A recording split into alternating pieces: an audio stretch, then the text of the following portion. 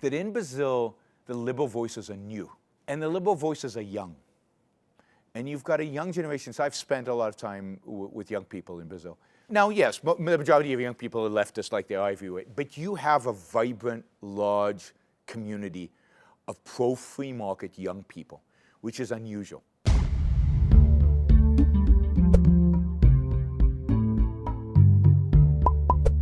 Olá, o canal UM Brasil recebe para essa entrevista Yaron Brook, que é um dos líderes do pensamento liberal no mundo. Ele é também diretor executivo do Conselho do Instituto Ayn Rand. Veio ao Brasil e a gente aproveitou então para conversar com ele. Mr. Brook, thank you for accepting our... It's my pleasure to be here. Thank you for having me. Demand to hear you. So, you know, I would like to begin asking you, how do you see the debate about liberalism in the whole world? And then we come to Brazil. Well, I think those of us who believe in free markets and those of us who believe in individual liberty, we're losing, is the bottom line. You see that throughout the world. Europe is moving away from the classical liberal free market, individual liberty perspective. You're seeing a rise of kind of an authoritarian right. You're seeing a rise of an authoritarian left. And those of us who believe in actual freedom, in actual liberty, have no voice in Europe. You're seeing the same thing in the United States. Donald Trump is far from kind of a classical liberal perspective, a free market perspective. He is a central planner, just a central planner of the right instead of a central planner on the left. And of course, what he has done is he's made the left even more radical, even more extreme, so that both are becoming more authoritarian. And then, before the interview, we were talking about China. You're even seeing in China, for many, many years, China was heading in the right direction, what I would consider towards greater freedom, towards more liberalization, towards more free markets, but also more free speech. I used to go there regularly and give speeches, and I was never interfered with. Now, we're seeing an authoritarian. The current president is very authoritarian. Restrictions on speech, restrictions on books published, and restrictions now on economics as well. So we're seeing state-owned enterprises come to dominate the economy more rather than the free enterprise.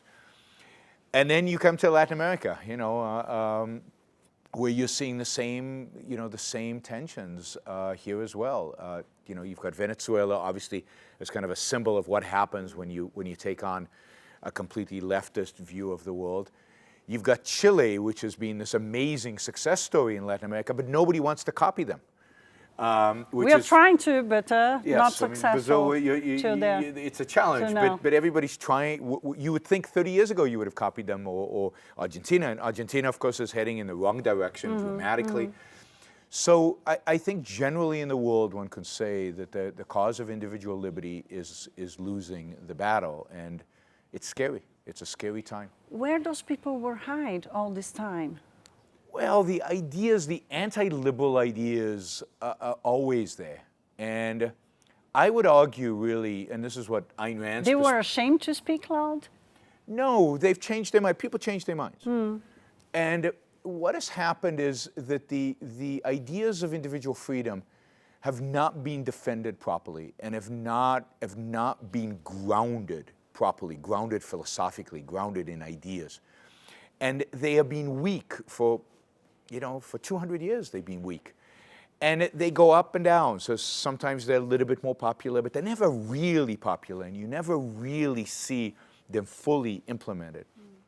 So when somebody comes up on, when there are problems, like, I don't know, the mass immigration in Europe, or economic problems, or economic slowdown, and demagogues on the left and the right rise up and they say, it's that individual freedom, that's what's bad. We need more control, we need more planning.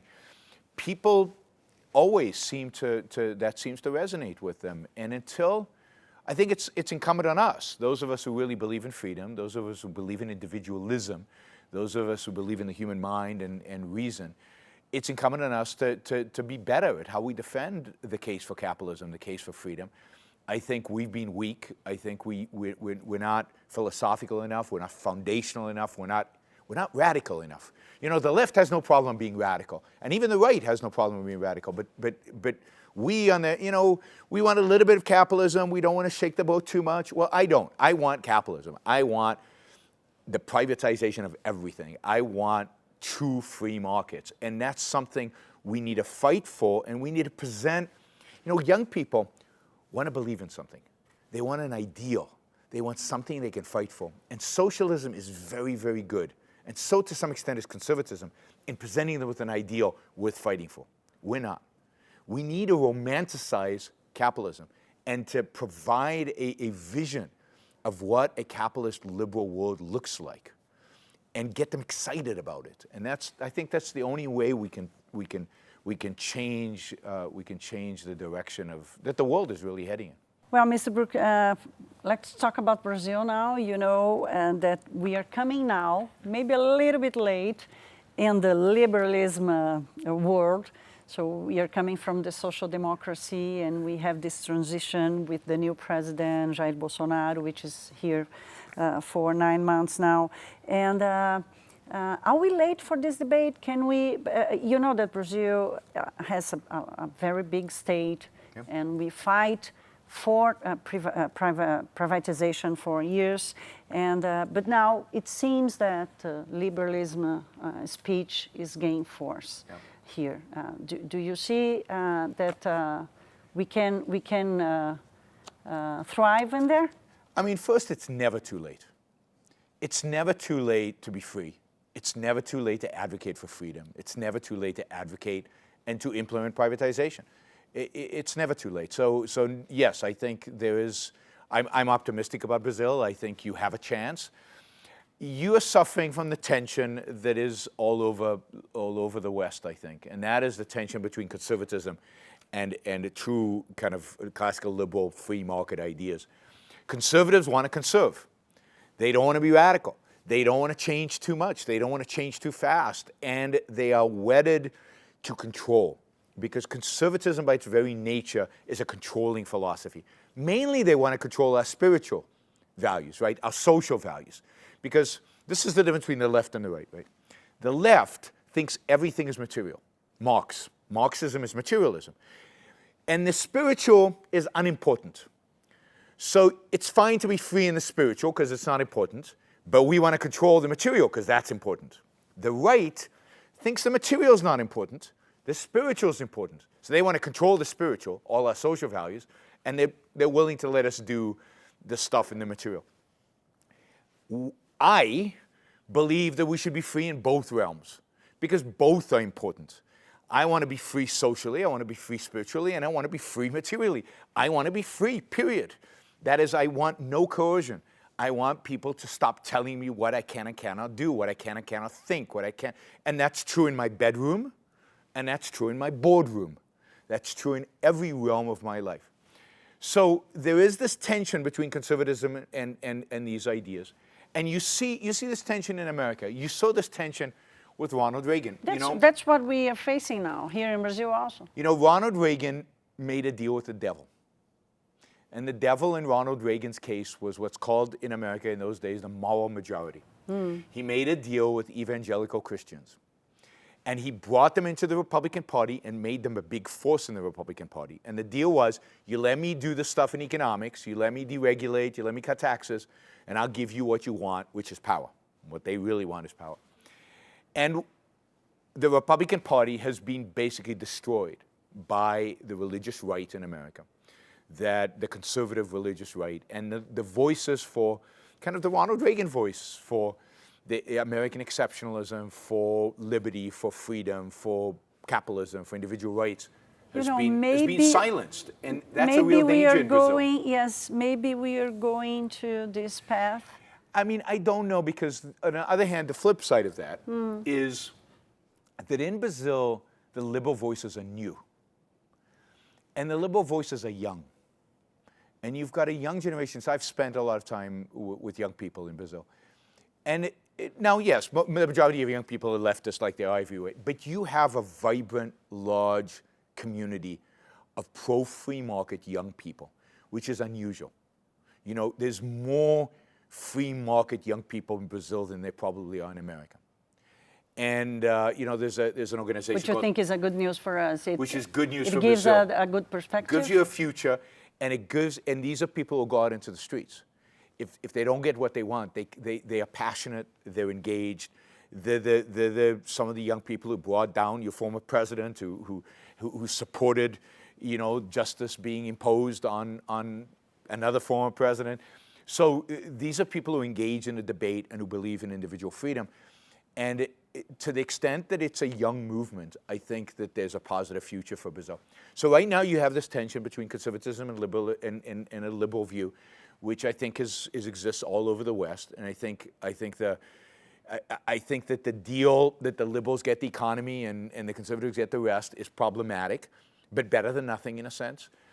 And the question is, how is this going to play out? And the hope is that those forces that are trying to liberalize the economy, privatize it, get the government off of our backs, get the government out of our lives, at least in the economic realm, could be successful. And then once people realize that this is a good idea, then you can get a liberal voices that want the government to get off our backs on everything. And you move more towards a more liberty-oriented future. But it's going to take time. These things don't happen overnight, and it's going to take fighting. It's going to take the people who believe in liberty to be persistent, to be principled, to not give in, to not compromise, and to really fight. Again, we need to be fighters, otherwise we'll get trampled all over. Let's talk about the business environment here in Brazil. You know that we have in one side, we have a big state, and the other side, we have a huge economy made by small and medium companies.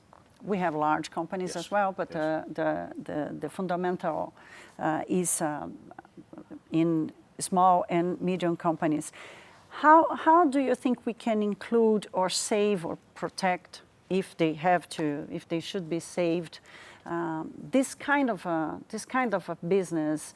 Because we have a transition to go from taking down the state and make the business environment more powerful. And we just had a huge recession here. So how to manage this unbalanced environment now? You have to be very careful not to try to manage it.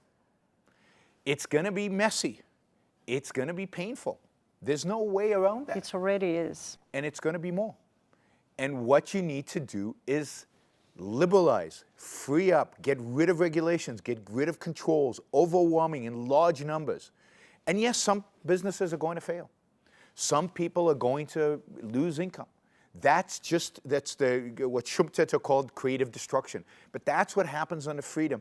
But what will arise from that is going to be so much better. It's going to be so much more dynamic and innovative and exciting. And people's attitudes are going to change. Because today, in Brazil, but in any country that's gone through the kind of statism, socialism, central planning, there's a certain passive mentality even among businessmen. Things are the same. They're not going to change because the regulator's protecting me, right? The state is protecting me. Yeah, that's what happens in Brazil. We are used to have the state to save us for everything. We need to get rid of that. And until you have that mental change where business becomes what it should be, a challenge, exciting, that you have to actually engage, that you have to work hard, you have to think, you have to produce, you have to innovate, you have to compete, you have to cooperate, you have to do all the things that business do when they're free. We have to get away from this nanny state, from protectionist policies. And the more you wait to do it, the more, we need to protect them, the harder it's going to be, the more painful it'll be. It's much easier. Expensive? Much more expensive it'll be. It's much easier to get over with. Do it quick, do it fast. You know how ripping a Band-Aid? If you do it slowly, it really, really hurts. If you rip it off, it hurts a lot in a minute, but then it starts, the healing, the pain goes away. So the faster you move towards capitalism, the better. If you would do a list of priorities, should we begin with fighting the bureaucracy, do privatizations, or eliminate some taxes? Is there any list, or should we go with everything at the same time? I think you have to prioritize, and I would prioritize privatization and cutting regulation, cutting subsidies. So I would prioritize. We're good at that. I would giving subsidies. Yes, I know you're good at it. That's the cronyism. That's the corruption. That's all the bad stuff that leads to all the negative outcomes. The thing you have to work on is to separate government from business. All the corruption comes from government involvement in business. And now I'm a businessman, I'm trying to protect myself from the government. Well, a bribe here, or a bribe there, or just schmoozing, or just being nice to them. There's all kinds of forms of corruption. Gets me favorable regulation versus bad regulation, gets me favorable deals. You've got to sever that. I would, if you had to do one thing, I would zero out subsidies. So you would say, within 12 months, there are going to be no subsidies in the Brazilian economy. It's not to farmers, not to business owners, not to big business, not to little business, not to medium-sized business. Zero. And then at the same time, we are going to reduce regulations by 25% a year for the next 4 years of the presidency. 25% a year. And at the same time, we're going to privatize. But not privatize like some countries do, where you privatize and regulate. And then you haven't done anything. So you've given the people a sense of private ownership, but the government still controls everything. All the important decisions are still the government's. Privatize means privatize. It means the private sector gets to make all the decisions. So you got to really privatize. And if you do those three things, then you get rid of bureaucracy, because all those regulators don't have a job anymore. You get rid of them and you start shrinking government. Then you tackle taxes, and you tackle, maybe the welfare states and other things. Of course, the other side of this, which I think is really, really important, particularly in Brazil, because you have a problem with this, is the rule of law. Nothing matters if you don't have the rule of law. So there has to be a credible way to convey to the people that you have an independent judiciary, that is truly independent of politics, and that it's power institutions, that it's uncorruptible. So some judges have to be fired. Some judges have to be replaced, and maybe raise their salaries, maybe make it more lucrative to be a judge so that they're less tempted by bribery. But you have to establish the rule of law and then get the government out of the way as quickly as possible. And yes, it'll be painful. I'm not saying it's going to be easy. But, now's the time in the first year of administration is the time to do the painful thing. Because as you get closer to re-election, the politicians become more and more sensitive to the voters. The political capital is But you get the pain done in the first 2 years, then you'll benefit from the upswing once the election comes around. If you wait, no change will happen. Mr. Brooks, as you know, we are a poor country, and we have one of the biggest inequality rate in the world. How can we deal with that, making this huge change that you're proposing? Because, a lot of people that don't have anything to do with the corruption or with the business system or with the regulated system, Yeah. how can we protect these people? I'd say two things. One, forget about inequality. Inequality doesn't matter. What matters is poverty. Inequality doesn't matter. What the gap is doesn't matter. If everybody's doing better, the gap between them is irrelevant. It has no economic consequences, and it should have no social consequences. Focus on the issue of poverty. And the way you solve the issue of poverty is make it easy to start businesses. Make it easy to grow businesses. Again, if you get the government out of the way, there will be huge job creation. That is the best way to solve the issue of poverty. It's to give people jobs. If you get rid of the cronyism, if you get rid of the corruption, then people will earn wealth only if they produce value. There won't be the sense he's rich because he knows people in the government. Everybody will say he's rich because he's producing something, he's creating a value. So the first thing to do is everything I said about separating the government from business. But the second thing to do is you've got to empower the poor in Brazil. And you empower the poor in Brazil by taking away all the barriers to them creating jobs and getting jobs. But the second way to do it...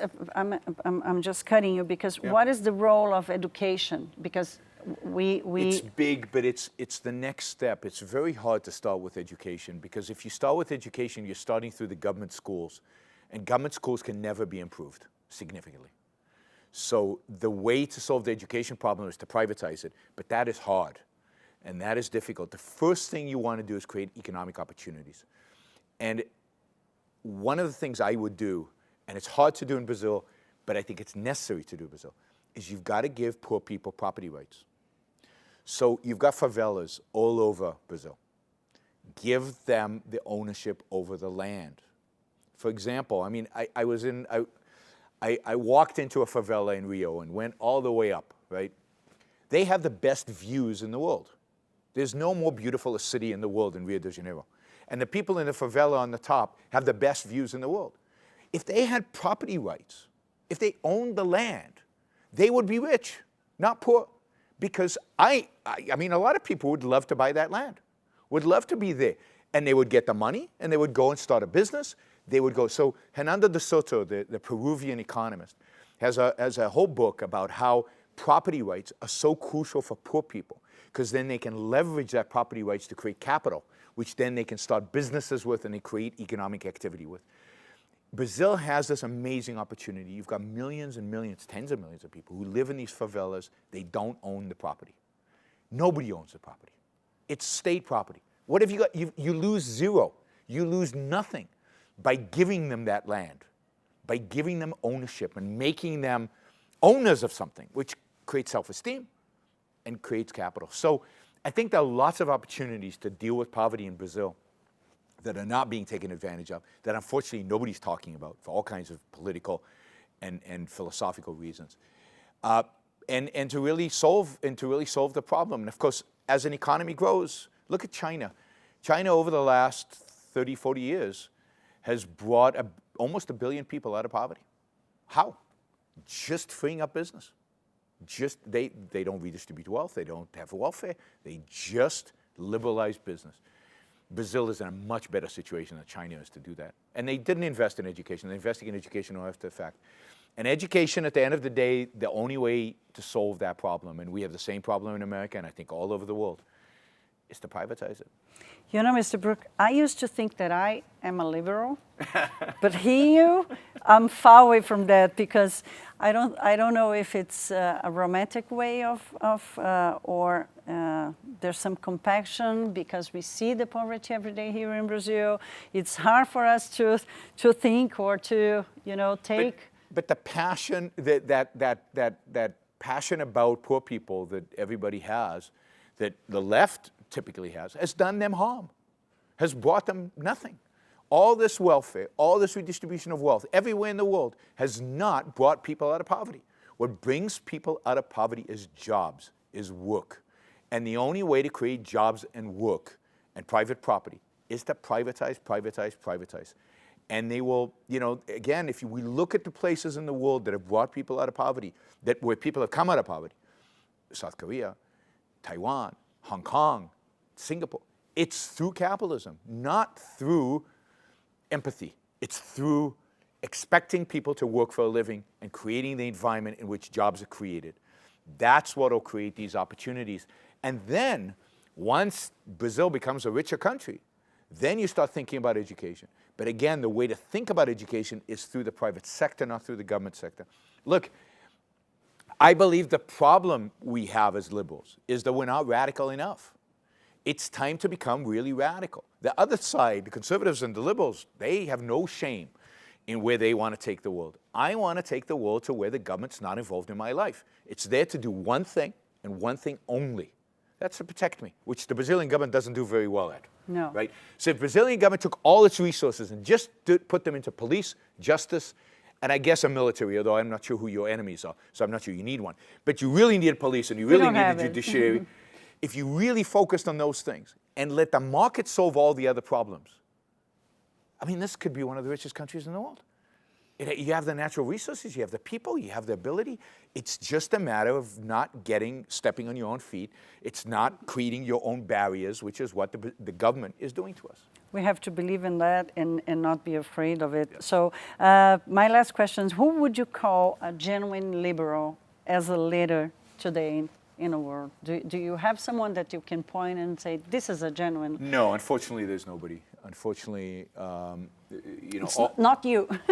I'm not a leader, not a political leader. There's no political leadership today, unfortunately, in the world in terms of a genuine perspective on freedom and on free markets and on kind of a free world. In the past, like 10, 20 years ago? No, it's been a long time.